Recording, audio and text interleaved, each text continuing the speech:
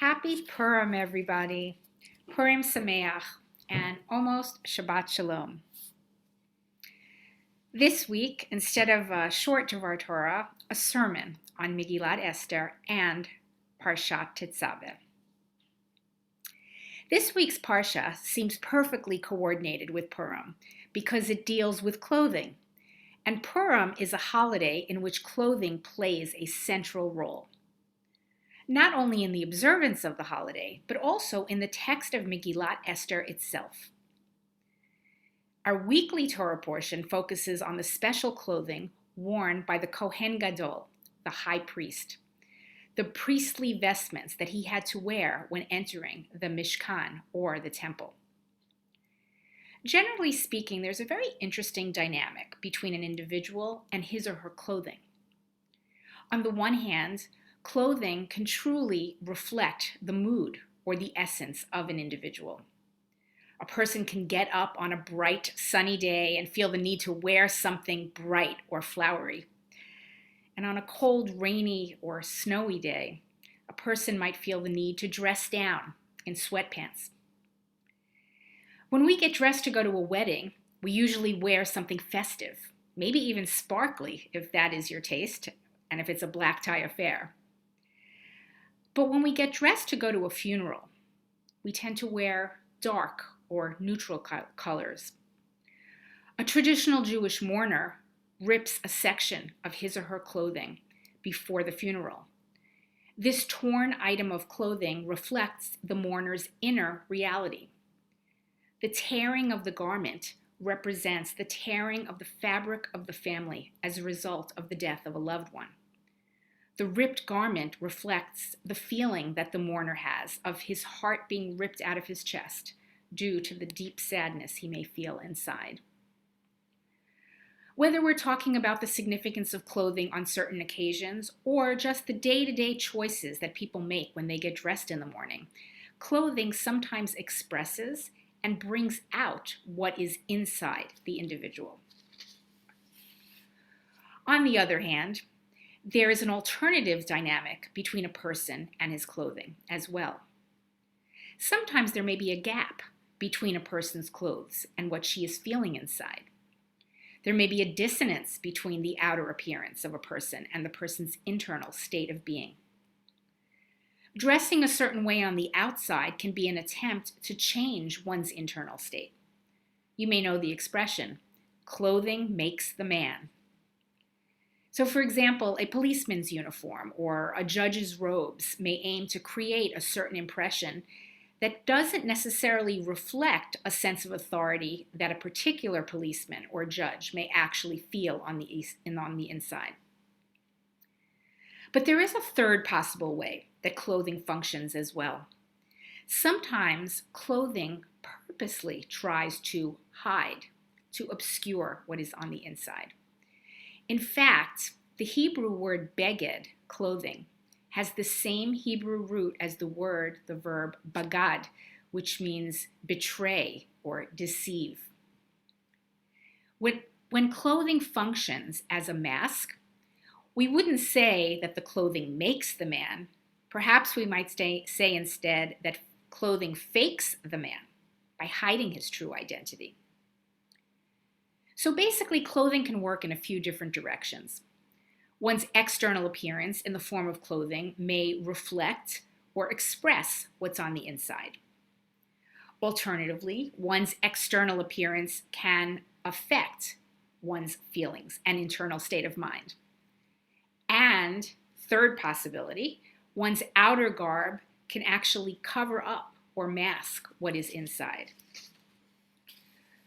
So what is the function of clothing in this week's Torah portion, and how does it compare to the function of clothing on the holiday of Purim, and specifically in Megillat Esther?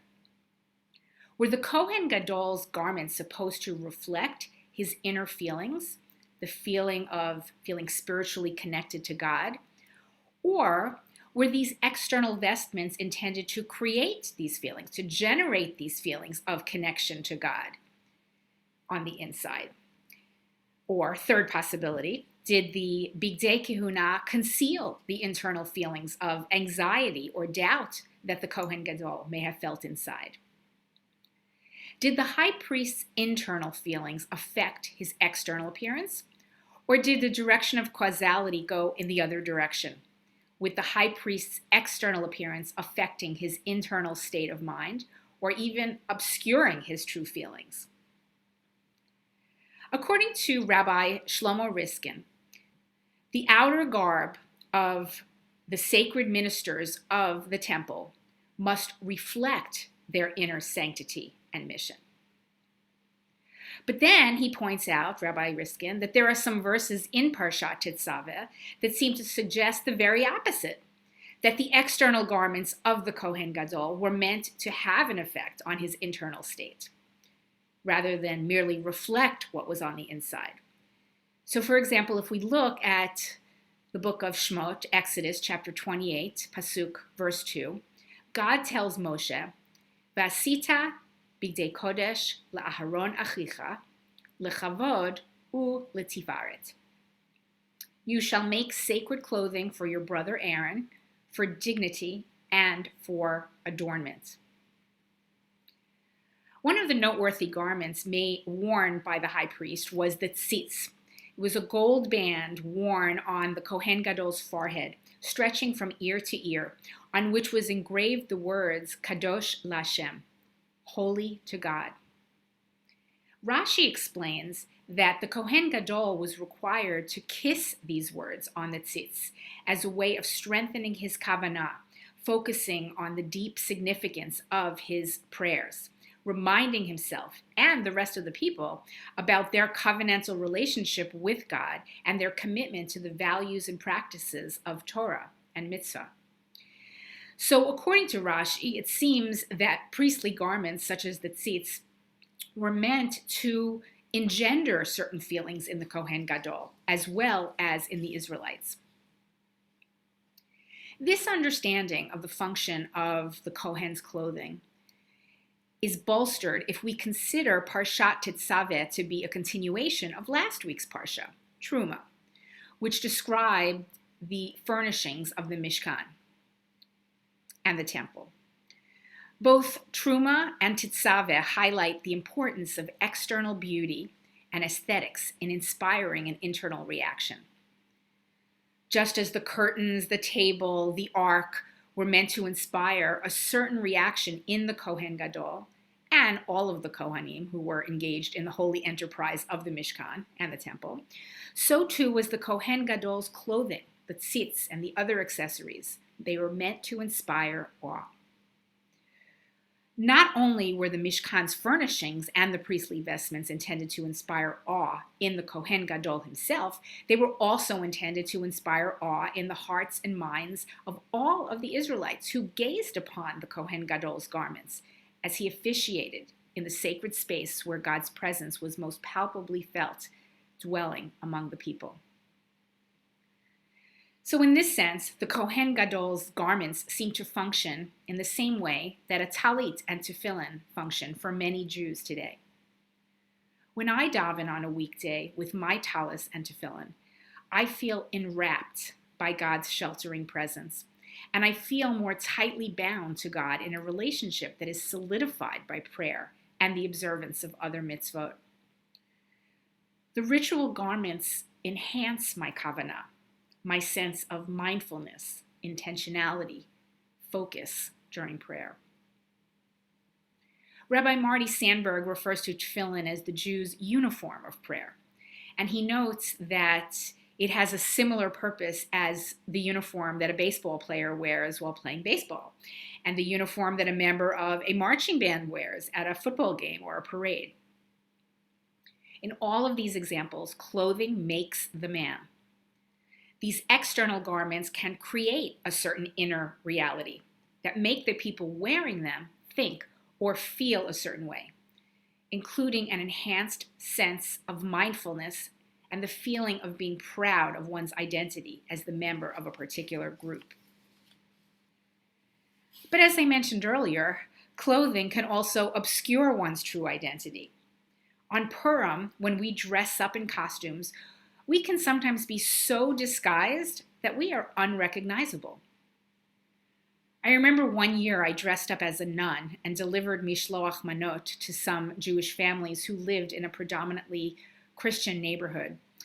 And some of these people, my congregants in Philadelphia, they wouldn't open the door for me because they thought I was collecting money or proselytizing for one of the local churches.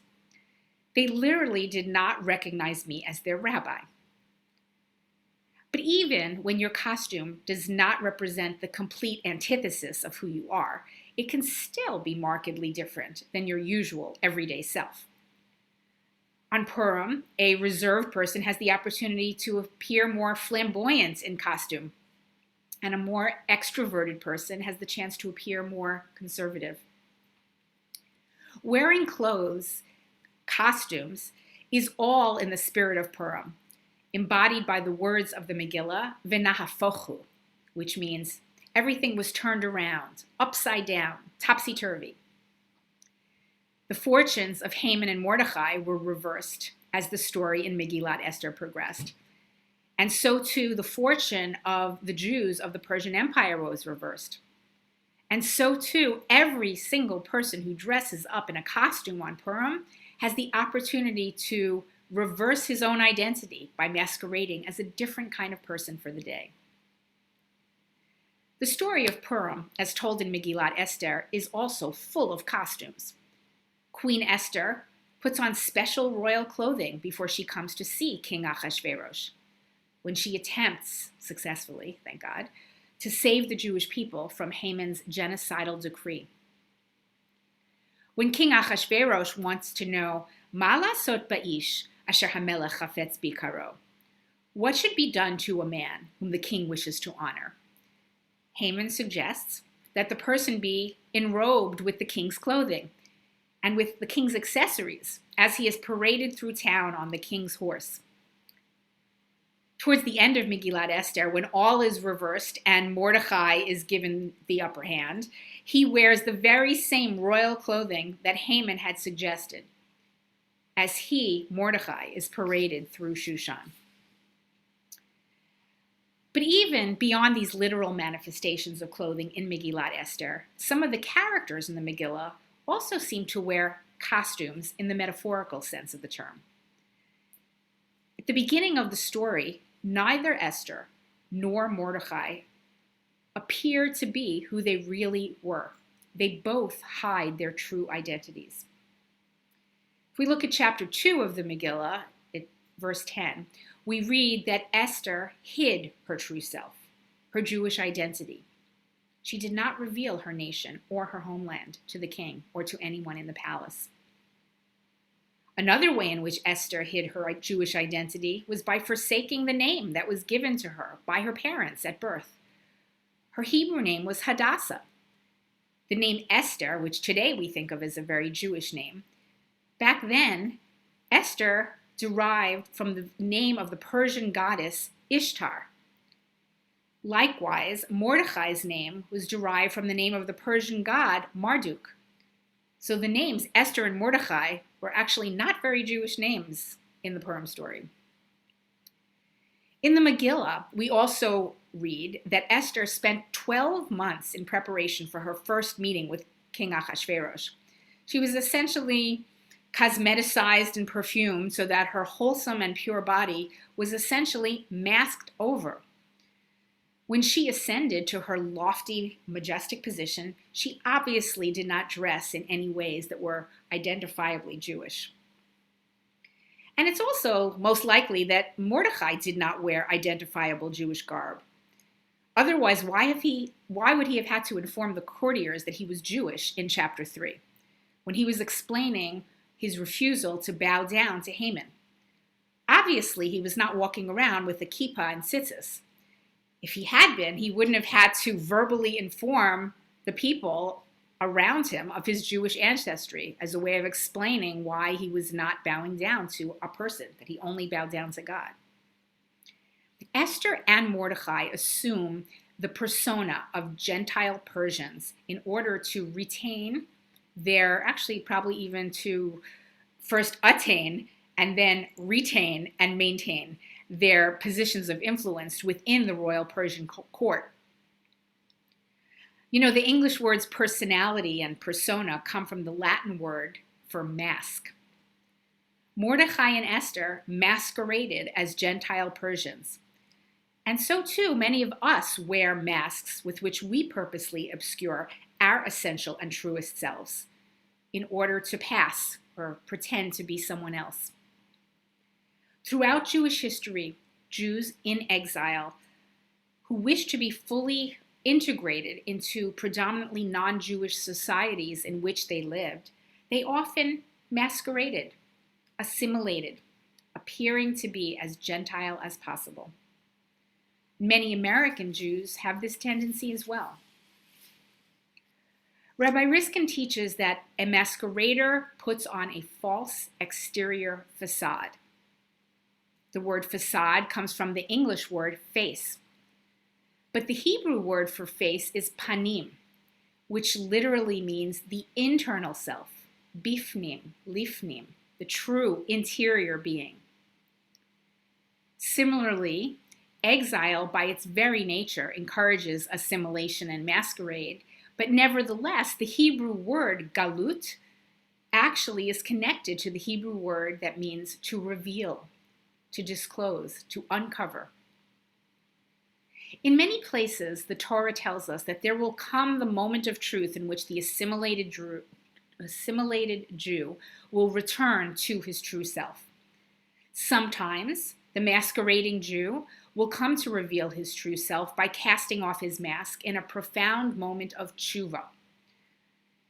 As Jacob did, Yaakov, our ancestor, when he essentially exorcised the spirit and envy of Esav from within himself and returned shalem, whole, to his ancestral home, coming to his homeland again, not as Yaakov, but as Yisrael, the one who had striven against beings divine and human and prevailed. Other times, an anti-Semite, such as Haman, might force a moment of truth upon an assimilated Jew. Assimilated Jews like Esther and Mordecai. In the face of danger, both Mordecai and Esther ultimately revealed their true identities as Jews. And they ultimately came forward and were able to risk their lives for their people and God. Ultimately, that's the ideal. The ideal is for every Jew to take off his mask and rediscover and reassert her Jewish identity. During this week of Purim celebrations, when many Jews around the world literally put on costumes to disguise our true identities, and that's in addition to the masks that we have been wearing and have to wear for health and safety reasons for nearly a year since the outbreak of the COVID-19 pandemic, I'd like to ask you to consider the role that clothing plays in our lives on other days of the year. 1, ask yourself, is your clothing a true expression of who you are? 2, do you dress in certain ways to effect changes to your internal self, aspiring for the inside to catch up with the outside? 3, does your clothing function more like a mask to hide who you really are? Similar questions can be asked about the role that so-called Jewish clothing plays in our lives. Do you wear garments, jewelry, or other accessories that reflect your internal pride in being a Jew? Or do you wear certain Jewish garments on certain occasions or in particular specific situations in order to effect an internal change, perhaps in an attempt to make yourself feel more Jewish or more spiritually connected to God or to the Jewish people in those moments? Alternatively, do you sometimes hide or remove identifiable Jewish accessories in order to conceal or at least not call attention to the fact that you are Jewish? And finally, in a more metaphorical sense, I suggest that we also consider the following questions. Do you show your true self to the world? Or do you pretend to be something you are not, hoping that the inside will catch up with the outside one day? Or perhaps, do you wear many layers of pretension that obscure the truth? Do you hide the true you? Is there a truth that is hidden or buried so deep beneath the surface that you're not allowing it to gain full expression? During this Purim season, I pray that we all consider these questions and also try to present ourselves in ways that truly express pride in our true selves, or that strive for a closer alignment between our internal identity and in our external appearances and actions. Ken Yehi Ratzon, Shabbat Shalom, and Purim Sameach.